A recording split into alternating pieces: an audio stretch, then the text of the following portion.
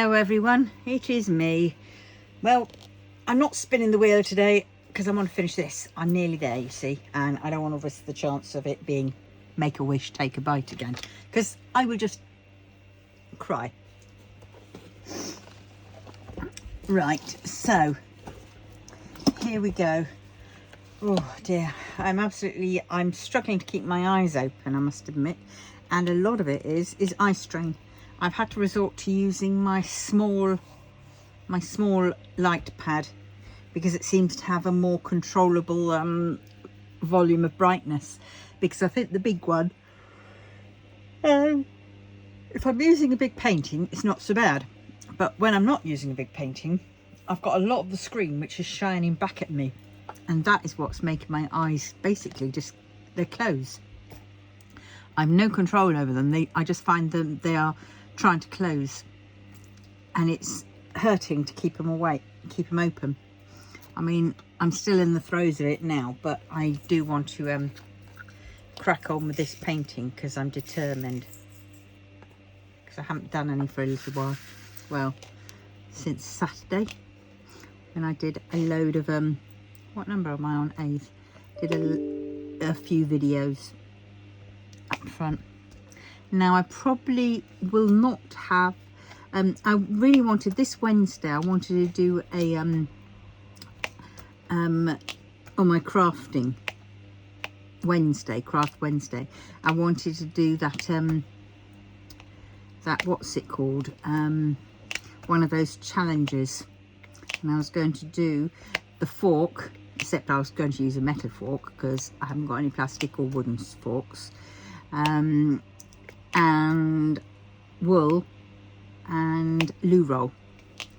And I decided what I was going to do. I still have, but I've looked at my forks and none of my forks have sprongs or whatever it is long enough, so that means I have to go and go uptown and find a fork in a charity shop or something, but I can't do that today. I've got to go out tomorrow, so I've got I might have to go for my bloods being taken tomorrow morning. Then I have a doctor's appointment. Then it's gluten-free fish and chips, and then it's also picking up a book that I've ordered from the library.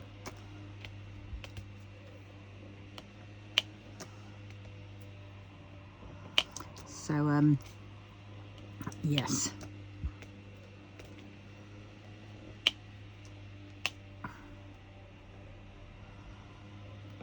Oh dear, my eyes are struggling. I don't know how much of this I'm going to be able to do, but I will do a bit because I'm stubborn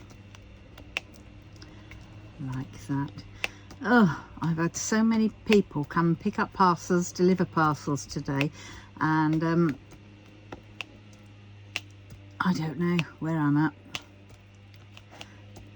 I'm hoping that FedEx guy, it was the FedEx guy that came and picked up the parcel. I'm pretty certain it is now. You know when you're sort of unsure, because I had 2 parcels to go back with the post lady on parcel collect thing.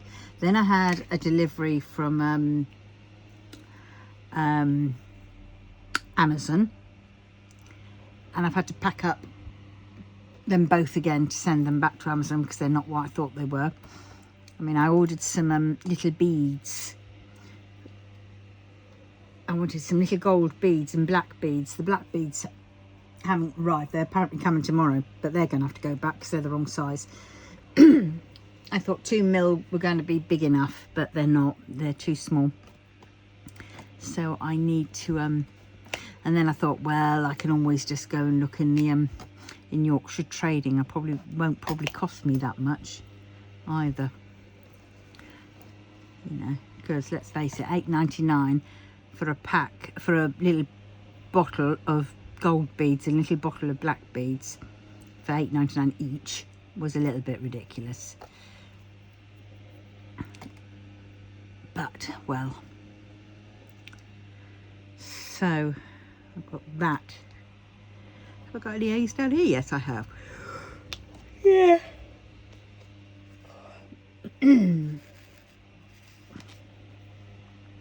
Yes, I've got to be careful with this eye strain because I don't want it.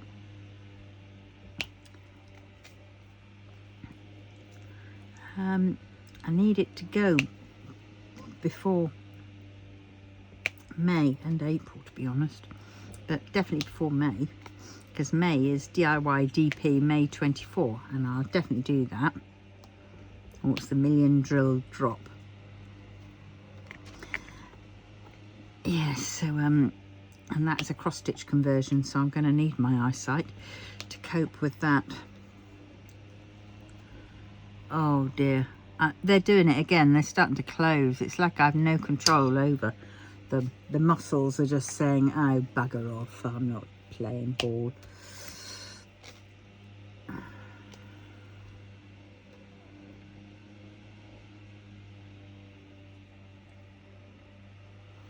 Yeah. More A's down here. Don't know. I think I'll have to come back to it. It's terrible because not only does it feel like your eyes are closing, your eyelids are shutting. Occasionally, I mean, I'm also struggling with, I have a congenital cataract in my left eye. So, you know, I have to sort of peer around that cataract to get a good sort of, you know, an all right view. I mean, it's still not good, but it's all right. You know, I just about see from it. So when I'm fighting with that, sometimes my eyesight goes a bit blurry, and I'm used to that bit. That's how it goes. But it's, oh shit, the bed. Don't copy me with swearing like that. That's just very, very naughty indeed. But I've just managed to spill a load of bloody 3609s everywhere, and I don't particularly want to because I haven't got that many, and I want to put them in my I want to start saving them up. Oh well. All right, let's do a C. Huh, that's that, isn't it? Let's see what I can see. Not much actually. Right.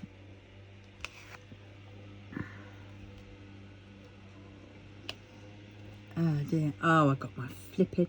I didn't realise it, but earlier on my charging cable, it obviously got pulled out, and it's only my decent bloody charging cable, got pulled out of the phone, but it decided to leave the lightning bar thing in my phone itself, and I didn't realise I was pushing this other one in. I went, oh god, and then I looked in and I saw it. I went, oh flipping heck. I tried to get it out with tweezers, with, you know, sharp pointy things, couldn't do it. So then I looked on YouTube, as you do, and there was one girl there doing a hack. And don't copy what some of these people are doing, because they don't work. Oh, well, mind you, she got it to work. I didn't. And what she suggested to do was get a bit of cocktail stick, put a bit of crazy glue on the end, so that's like super glue, and put it in. Put it on the end of your lightning cable, and then put your lightning cable in, leave it for a few seconds, and then pull it out. Well, she did it the first time and it didn't take, so I went, oh dear. So then she left it in again, but she left it in a bit too long and she couldn't get the bloody thing out. And in the end, her boyfriend, I think, got it out, or her son, and it came out with it, and she was well pleased. Yeah, I tried that. It didn't work, but there again, I was using E6000. I didn't have any crazy glue, super glue or anything like that. So then I got shot of that, re-wiped it out, and went and had another look online. And yeah, found one guy who just had a pair of tweezers, and he slid the thing, because it's only like a staple. And I wasn't sure. I didn't know that that's what it was. It was just like a staple. And if you sort of slide the end that sort of comes up, if you can get that bit, because that bit's more visible, and slide it, you can get it out. And lo and behold, it came out, and I was like, oh my god, thank god for that. And I tried to dry it off as best I could under the fan, and then I plugged it in, and then it told me that it was a bit wet and to unplug and let it dry. which I thought was rather nice of it to tell me this. But I was thinking, oh my God, I'm going to have to get a new phone. And then when I log into my account, the thing that comes up there is because I've got a phone and the iPad, both with O2. Now my iPad its contract is finished in May, so May will be my last payment, or April's my last payment. And so I thought, oh, and of course then I didn't realise it was that one that was the number plate, that was the telephone number, but it automatically switched to like my iPad. I thought it was going to be my iPhone, and I was thinking, oh, upgrade to iPhone. Oh, it says I should pay £23 before I can upgrade, and I thought that isn't right. And then I realised it had just, as default, it just set to my iPad one. But of course it got me thinking. I kept thinking, ooh, I bet I could upgrade. And I thought, no, because I need a phone. This was before I fixed this phone. And then I thought, oh God, what am I doing? So yeah, I don't need to upgrade my phone because it is mended. I mean, this phone, as it is, I bought this one off of the catalogue on the Never Never Never because it was cheaper that way. I didn't want to be set into another contract as such. I quite like my SIM only one because it's £12 a month just for my SIM. And yes, I'm having to pay some for my phone from the catalogue, but unbelievable, I got my iPhone on sale on my catalogue, and I had a voucher, so I got it for a bloody good deal, and it was going to be a whole lot less than if I'd got it from O2, because they wanted something like 36, and then that's for the you know, what do they call it, handset or whatever it is, and then it was something like 15 for the airtime plan. And I went, bugger that. So what I'm really paying for my phone as is I think I've nearly paid off the handset, is I think it's about 25 quid for it in total. So you know, that's a lot better. I can't remember the exact bits, but it was round about that. Yes.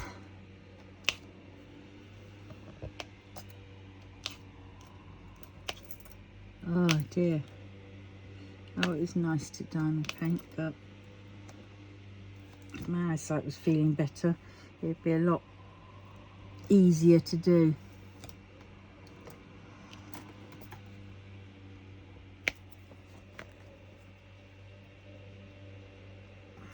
I love it for eye strain. They say, rest your eyes. But 9 times out of 10, if you rest your eyes, you can't do anything.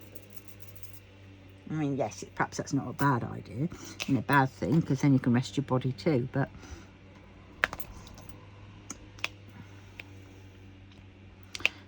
so much that I want to do.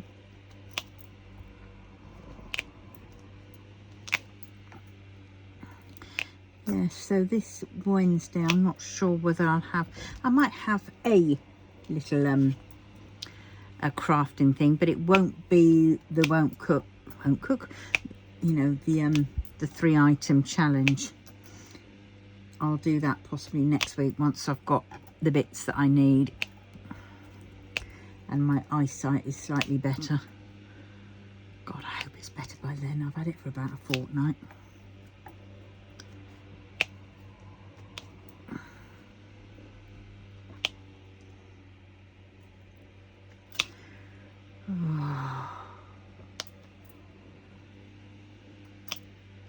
I've got so many questions I need to ask the doctor, but nowadays you make an appointment with the doctor and they only want to hear one thing, one problem, and it's like, well, yeah, but you may want that, but I don't. I've got a list of things that I need to ask you about. I'm sorry, but if I was to make an appointment, individual appointment for all these things, you know, wouldn't be seen until whenever, next year. And, you know, that might be too late for some of the things that I want to ask you about. Alright, I've got a bit of, it's a bit non-sticky, so I'm just going to, alright, do this. Sometimes this revives it. Getting there. But sometimes it doesn't. But we will see. Yes. So, yeah. And also, you don't know, because some of those things might be interwoven with each other. You know, one thing on its own might not mean anything, but put it in context with other things that you could be saying, and it could be significant. God, that's a good word, isn't it? But yeah, so I've got to go and ask. I've got to ask about chasing up my dietitian's appointment, because I haven't heard anything about that yet, and that's been apparently on the go for a couple of months now. And find out what happened about my MRI. Are they going to be doing me one, or have they referred me to the ear, nose and throat? And apparently they did say, well, when I looked into some of my notes, now this is what pisses me off, they're not telling me anything. They say, oh, there's nothing to worry about, nothing to worry about. And when you go and look further into the notes, or as like I found out when I saw the doctor in the A&E, and he looked back at an old MRI scan of 2020, and he said that I had some acre loops, which were anterior inferior cerebellum or communication. I can't remember which one it is, because he said one thing and wrote the other thing down. Loops, which are near my ear, which would possibly account for that whoosh, whoosh, going in line with my heartbeat, which the doctor, who does not, the consultant who does not, he is not in my head, shall we say, told in a letter. He didn't even see me, for God's sakes, but in a letter to the doctor's surgery, he said he didn't know why I should be seen at the A&E. Well, he never freaking saw me, so he can go take one. And then he said, oh, there's no sign of pulsatile tinnitus. And I thought, well, he's not in my head for starters, so he's not hearing this whoosh, whoosh, whoosh. And actually, the person who wrote down the note things didn't really write down what I was saying. They were writing down what they were thinking. They were like preempting what I was saying. Because I looked over and I did try to, you know, you do try to, what's the word, correct them. But it's like getting against a brick wall. So you don't bother, you know. I just think, oh God, they're missing the main points out. And anyway, that flipping consultant was crap. So I thought, well, you didn't even see me. You didn't even look at any scans. All you did was look at some of my notes, which came with me, i.e. the letter from the doctor's surgery, because that's all he pointed out that he'd read in the letter to them. And it was only the nice doctor that pointed out that I had these acre loops from 2020. Apparently, I've had them since birth.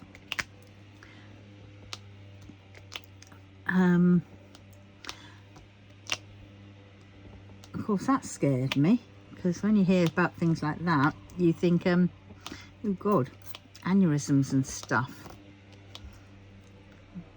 And it'll also account, because it's right near my ear, it'll account for my balance issues, which have got progressively worse and stuff. And anyway, I was seeing these letters, which they had, and it was absolutely ridiculous. So here again, I went through some of my other letters, my older letters, and found things again in there, which was like, oh, that's interesting. So from my CAT scan, which was done, it said I had an opacity in the maxillary left side, which is about right, because the left side is what I'm getting all the issues from. And so, you know, if it is that, well, you know, what is it? You know, they said it suggested like from chronic sinusitis. Well, I do get sinusitis quite a lot, but I tell you what, if it's now starting to present like this, that's a new turn of events, because it didn't used to be like this. You know, I knew when I was getting sinusitis. Anyway, so I've got to sort that out. You just sort of think, for God's sakes, I think they should give you, as like, I think in America you get it, don't you? When you go to visit the doctor's surgery, they give you the information, you know, the results, everything, part of it, and you come away with a stack of results, you know, and stuff like that. But no, ours don't do anything like that. They basically just tell you, oh yeah, no, you're fine, and that's it. You have to trust them. Whereas, you know, not all the time is that the case. So it's, you know, we do have to what's the word, I can't remember the word now. Don't know what the word is. You do have to you know, be on your own, be on your case more so. Ah dear. But well, yes, so that. Then I've got to sort about my gastritis and my duodenitis. So I might need some of those lansoprazole. Not that I really want them, or Zems, whatever it was that they gave me. So I've got to check that up, what I was given from that stint. Oh God.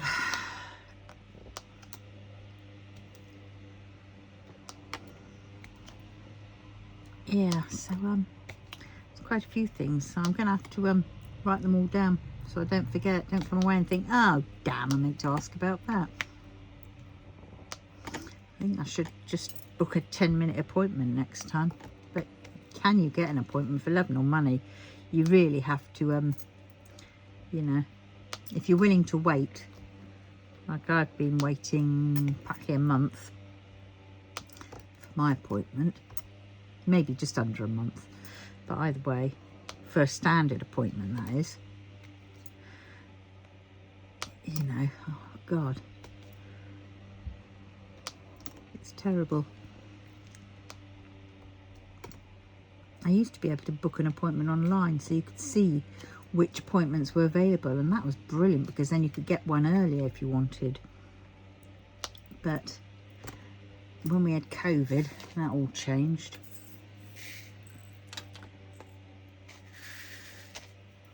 So, yes. Am I in shot? Yes. But good God, it's all I can say.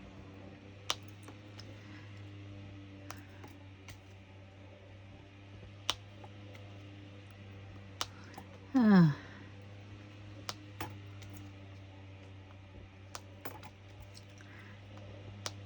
Oh dear.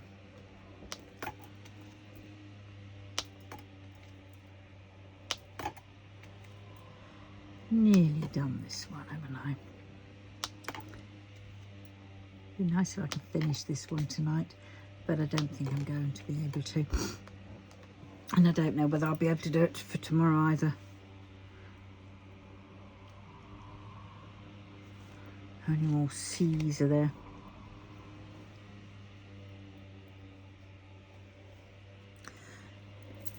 Right, well, if there are any more, I'll catch them. I'm going to do S's. Oh dear. Oh, pardon me.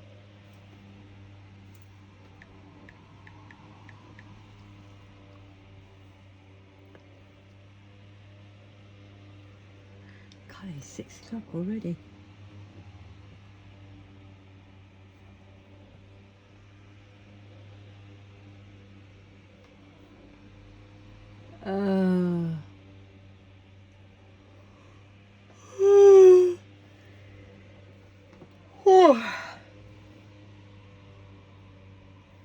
Right, this is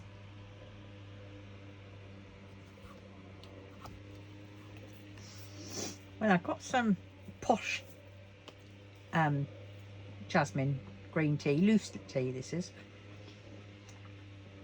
and I got a little cafetiere, like £3 that cafetiere thing was for the little one, and I thought, oh, and I made myself some yesterday. I got the tea from Amazon. It wasn't that cheap, but it came in a tin with a little lid and then another lid that went on the top to keep it fresh, and it had proper jasmine buds in, which was bliss to see. And I thought, oh, okay. Read the instructions and I thought, okay. So I shoved in a bit and I thought, oh, that doesn't look much. So I shoved in a bit more. And then I thought, oh, I don't know. You know, no, I'll put a bit more in. Yeah, that was silly. Oh my God, was it strong? It was really strong. And I just thought, ooh.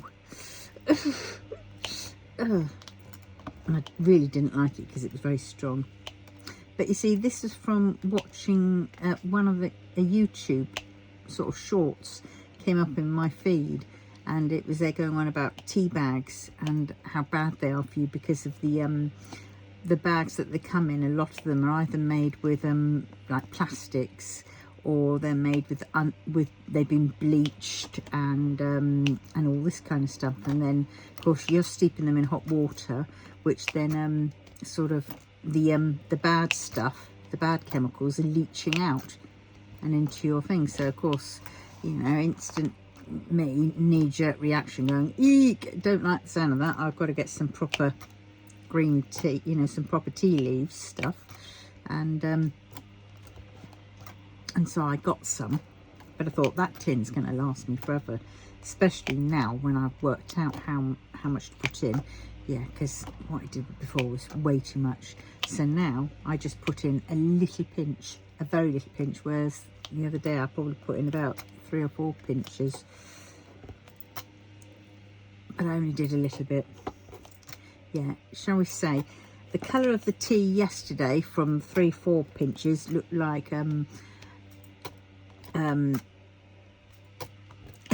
for want of a better word, when it got poured into well, because cafetiere is glass and so it's see-through, it looked like a wee sample, but it looked like you know, like you've been dehydrated, like you've been on the town for a good, I don't know what possible infection coming, but that's what it looked like. Not appealing at all.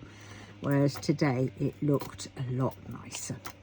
It looked but then I did put it back in my pot, which I prefer in, because for some part of it, it's the aesthetics of it, it's the look of it that puts me off a bit. But yeah, no, I think I think this one's perhaps just a little bit on the weaker side. I only did a very small pinch this time. I should have done like a little more, but it's just trying to find the right balance. And then all that's missing is, like, I don't know if you had them in your day, but I remember when I used to go and visit my nan's, and you'd walk into a kitchen and on the side there'd be the tea leaf dispenser caddy thing, and it was orange and with a see-through sort of top. I'm not sure whether it was see-through red glass, you know, plastic, you know, but it was, I'm sure it was red, the plasticky bit on the top, and there was an orange base bit, and you basically put the tea leaves in there, and then it had a little thing that you pushed and it would dispense the tea leaves, which would go into the pot. Now all I need is one of those. That's what I need. I've decided I want one of those. I really do. But I don't want any one. I don't want a new one, sort of that's been redesigned on the old style. No, I want an original one. So I'm going to have to look that up on eBay and see if there are any of them. just blast for the past. Every now and then it's like that. I get to miss my nan, and I think about things that, you know, we did together, because I used to go there every summer and I loved it. We'd go, nothing was a bother. If I wanted to do something, she'd take me up Commercial Street, Commercial Road, or whatever it was.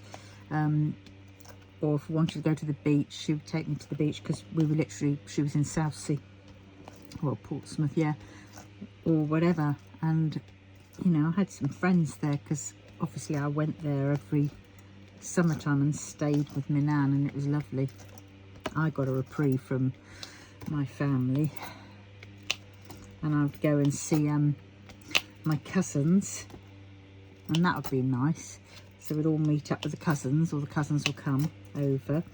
My uncle would come with his adopted daughter, his daughter. She is she's definitely, you know, and it would be brilliant. It would be absolutely lovely, and we'd go and see him, we'd have fun, and it was just so down to earth, so unpretentious. It was just fun, you know. And see my Uncle Arnold, and you know, he was always having jokes and everything else, as was my Aunt Sally, and we would have water fights. And I mean, he's a grown man, and yet he's water fighting, and he's playing big time with his children, you know. Nothing was any trouble, you know, to a certain extent, you know. And that was brilliant. And you just sort of think, yay. And I loved that, and I miss that. I mean, my table here that I've got now, it's a copy of the one my nan had, so it was like one of these, you know, wartime tables, you know. Got leaves that you sort of pull out, so you can have it as a little square, or you can have it as a big, you know, bigger table. But yeah, certain things I remember. She also used to have this copper thing. Well, it was called a copper. It was like a wash tub, but it was a top loading sort of thing, but it boiled. Oh God, every now and then you go in the kitchen and you'd see on her cooker, she would have had a pan boiling with her underwear in. Because that's what you did back then. Once a month, I think it was. It was just, you know, that's what they did. And she had a mangle out the back, and I loved that mangle. And I remember saying, come on, let's go and use the mangle. Because before, she had a spinner thing that sort of was pretty ancient, and it was massive, and it sort of, you know, you thought it was taking off when it went into spin mode. But I said, I want to try the mangle. So we scrubbed it down, and I remember being mangling things. That was fun. But things like that were when you were a kid. It was different, you know. We didn't have, you know, I mean, telly was sort of, you know, not like how it is now, you know. We just had like 2 channels mainly, or 3 really, but one we couldn't really name a channel. BBC 2 wasn't really a channel as such. But, and the kids' programmes were completely different. None of this, you know, crap. I call it crap, I'm sorry. You know, like Blue's Clues and all that kind of stuff. No. It was, you know, Hector's House, Mr. Ben, Rhubarb and Custard, Crystal Tips and Alistair. You know, the good stuff. And yeah, and yeah, summers were fun. Loved them though. I just tried to stay longer. And then whenever I knew we were going to go and visit my nan for that day, I'd always try and sneakily pack in some extra bits just in case. And then I would ask. My nan said it was never any bother, you know, always had me. I don't recall her having my brother and sister much, but me definitely. And that was nice. Yeah, my nan was the bee's knees. And when of course I had my daughter, my daughter was the only great grandchild that my nan basically met, and that was lovely. So there's that little bond there, which I'm pleased at, because, well, when my granddad, her husband died in 74, so it was way before. And then when my other granddad, on my dad's side, died, he was in 1988, and I remember going to the funeral when I was pregnant. I was about to give birth, actually, because it was like the beginning of January, I think it was. And she was due at the end of January, so she sort of was kind of there for my granddad. But it was yeah, things like that, you know, they're the bits that I miss. Winters and chilblains, being daft and that kind of stuff. A lot of childhood I don't really remember a lot, because there was a lot of it which was nasty, which I do kind of recall now, but that's after a lot of therapy and EMDR. If anybody's got any you know, trauma or anything like that, I highly recommend EMDR, which is eye movement desensitization. I don't know what the R is for, but anyway, it's that. And oh my god, yes, because before I could go around and then there'd be certain smells that would trigger me, and certain things that would really trigger me, and I would get really I'd have a panic attacks and everything else like that. And the EMDR basically helped me. Yes, I remember it, but I'm not as triggered by things anymore. You know, like certain smells I can smell. I don't like them, but I can smell without having that constant sort of fear and trigger that I did used to get. So if anybody needs it, go look up EMDR. It's absolutely the dog's padoodies.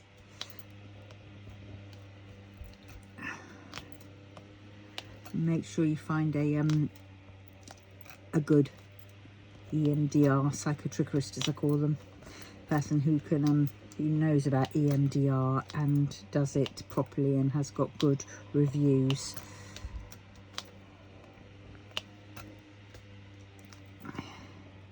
Because I like it to likening to reprogramming you, because how he did it, because I couldn't do the kind of the visual one, because it was too much for me. I didn't want to have my eyes open, because then it kind of like brought it real. Whereas when my eyes were shut, it was in my head, it was contained. It was like I thought nobody could see it when it's in my head. Nobody could see it. Whereas by opening my eyes up, I can see other people's faces and see how they're reacting to what I'm saying, you know, what happened and things like that. And I didn't want that. So he found a different way round. He got a metronome, one that you have for music, and so I could hear the click, click, click, click, and I'd listen to that and go along, and he'd basically guide me. First off, he'd give me a happy, you know, he'd say, find a happy place. What's your happy place? And I'd say, oh, whatever it was. I can't remember now. I think it was in the woods, or it was just an opening through the woods, and there was the beach, and it was a lovely hot day. It was beautiful blue seas. It was warm. There was a breeze, and you know, he spent some time in making sure your happy place was good, you know. And then it began, and he basically would kind of walk you back to certain places and make you sort of face them, which is so scary, because for me it was like I was back to being that little girl again, and I was voiceless. I would say things like leave me alone, and they wouldn't, and stuff, and yeah, and you know, facing all that again. Oh, bloody hell. So whenever I started feeling a bit agitated, he could tell, and then he would say, right, we're going to walk down this path, and there's a little opening and stuff, and I would go to that opening and there would be my happy place, and then I'd be there for a little while, and then I'd go back again to the not so nice place, and would go again. But by visiting it, it was a lot better, because as an adult it's not the same. Yes, momentarily you sort of are visiting as a back as you were back then as a child, with all those insecurities and all those fears and not knowing what's going to happen and everything else like that, and you're scared, and and but by going back you realise that you sort of like, you are going back, but it's like you're seeing a, you're not living it. It's like you're being directed to only looking at it from a screen type of, well, how can I describe it? For me, it was like I was there and I was looking, and it was happening all around me, but it was like it was a cinema screen, and I could walk out at any time I wanted to. I could walk out and go to my happy place. You know, I could just literally walk a few paces down, and or whatever, and I'll be at my happy place. So I was in control then, as opposed to it was being in control me, and that's why you know, the flashbacks and the you know, the senses and all that kind of stuff, you know, when you're really going through it before you've had this, that fear is stuck with you. It's like it's glued to you.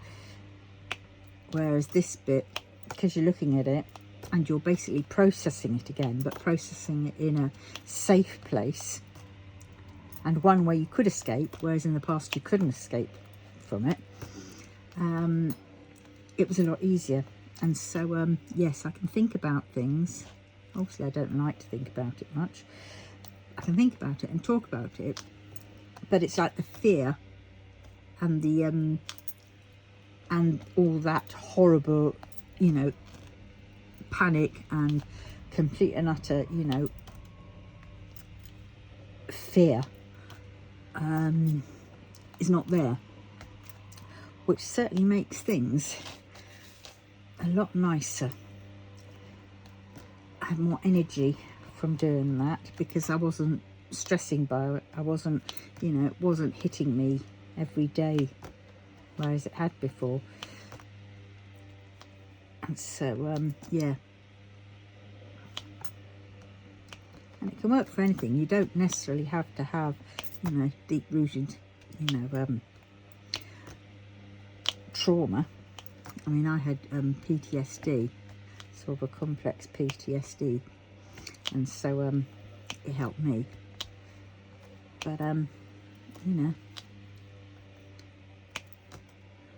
I mean, for me, my trauma was horrendous, but for others it might not be as horrendous.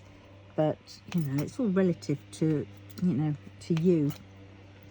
So everybody's trauma, yes, it's different, but it's not. You still have roughly, you know, the similar experience, you know, the similar fear sort of reactions. Some might be more so, but you know, everybody's fear is real, and it's to them. But yes, EMDR definitely was, my God, that was brilliant. That's all I can say. Yeah, I will say though that afterwards you are completely wiped out. I was wiped out for the best part of a week, and some part of that wasn't pleasant, because when you went away, when you came across, encountered those things that, you know, that would before trigger you into a panic attack, you sort of had that half trigger panic attack, and because you didn't know what to expect or what to feel, so it was you're constantly in fight or flight before, and you know, it's just trying to get used to this new norm. But you do soon get used to it, because you know, without the smells, they're not as strong.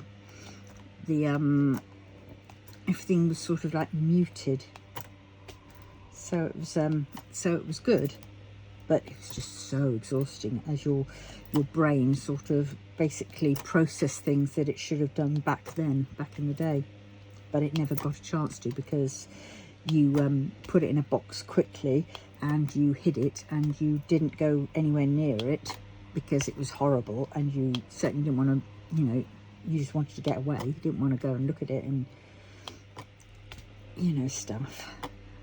Whereas, you know, it's always good to talk and process it as it needs to be processed. Don't bottle things up.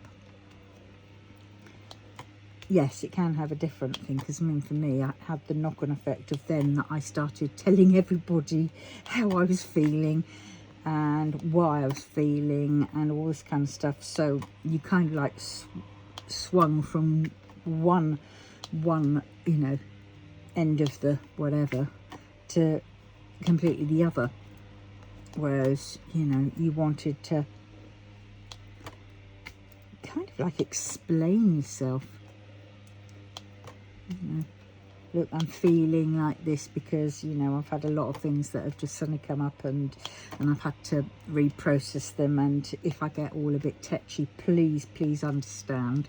You know, it's not you, it's me working through a lot of shit, and it's heavy duty and it's awful, and I'm just giving you some heads up that if you could just be a little bit more you know, understanding and caring, and telling people what I kind of needed, in effect. Whereas before I never would tell anybody what I needed, so that was a plus, because before you could tell them what you need and they'd just ignore you, because, you know, you're insignificant to them. Didn't matter what you needed, you weren't going to get it. Yeah, so yes, God, back in the day, eh? We're not far, you know, we have improved a lot with our mental health sort of education, shall we say, but nowhere near enough, because it seems to be going the other way now. Whereas, you know, if you need mental health support, because it's so you know, intense, people aren't training for it, so there are not enough therapists out there, and so it's, you know, it's, the services just aren't there, so lots of people still fall through the gaps, not as much as they did back in the day.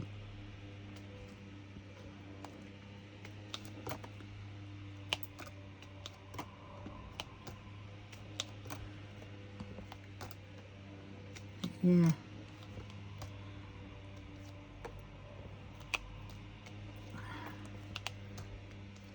Where are we at now? 49 minutes, 50 minutes. I'm going to finish these sisses, and then I'm going to stop. Oh. Yeah, my eyesight's starting to feel a little bit better with this one, because this light pad I can adjust which is good. Whereas the other one is basically all or nothing.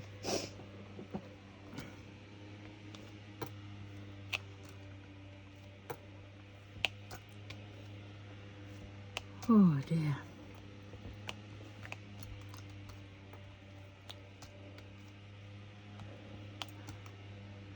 Oh, I've got to do some washing up.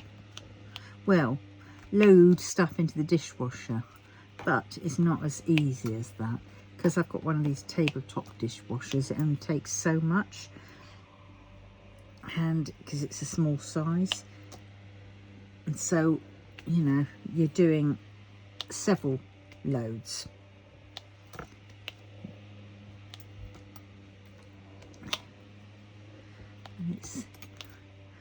And it takes about an hour each load, and it's just like, oh great. I would have liked to have had a bigger one, but sadly there was no room in here for the bigger one.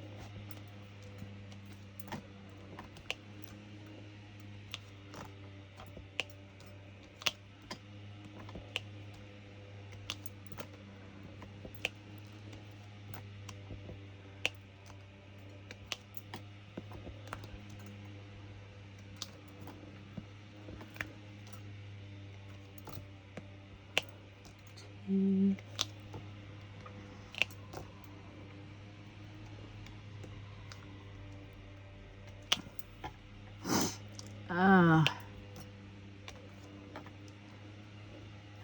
go back and do some more, maybe needle punching. I'm going to have to get my little hoop out though, because I did some on the big one. But I really need to get some proper printed out ones, because my drawings, shall we say, are a little bit weird. I don't know if it's moved to this one yet. Whoops. That one. Oh, it has. Right. This is my recent one. Don't laugh. Look at his grin and his eye. I could add a bit more around the edge there, but it needs a little bit of tweaking, obviously. But yes. I don't know. Oh, let's have a sidetrack. God, aren't they gorgeous? They are so lovely. I love them to bits. My boys, Wang Yibo, Shaozan. Oh my God, they're to die for. Oh. Yeah. I mean, look at that one. He's got a big jaw there. He's got a little one there. He's got a gammy ear there. It's all misshapen. His mouth and nose like he's been in a fight. Got a bit of blood. That's supposed to be Lanjan. Oh dear. Oh, you can but laugh.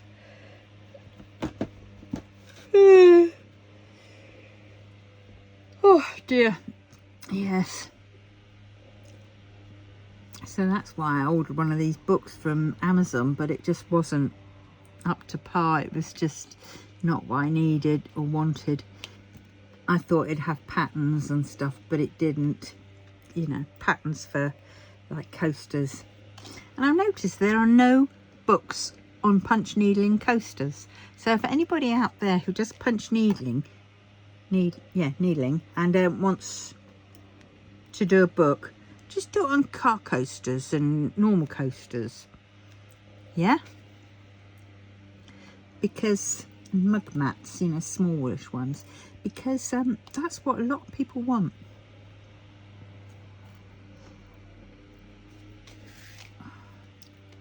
Go to arty farty, and not everybody's into that. Some people want it to be simple, to see it and then go create it themselves then and there, you know.